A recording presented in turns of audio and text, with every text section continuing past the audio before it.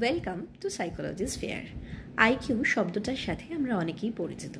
আজকে যেটা নিয়ে ডিসকাস করব সেটা হচ্ছে ডিআইকিউ, অর্থাৎ ডেভিয়েশন আইকিউ। ধরে নিলাম একটা ক্লাসে 5 জন স্টুডেন্ট আছে, তাদের আইকিউ হচ্ছে 80, 85, 90, 100 এবং 110। এবার আমি মনে করছি 3 নম্বর যে ব্যক্তি, অর্থাৎ যার আইকিউ আছে 90, তার আমি ডিআইকিউ বার করব। ডিআইকিউ মানে হলো ডেভিয়েশন আইকিউ। সেটা কিভাবে বার করতে পারি? অর্থাৎ এই ক্লাসের মধ্যে যার সর্বোৎকৃষ্ট আইকিউ সে হচ্ছে 110।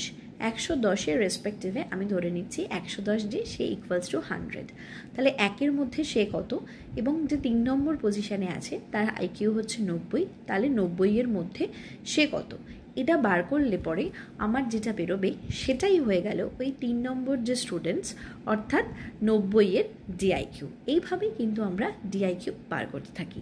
ভালো লাগলে অবশ্যই কিন্তু লাইক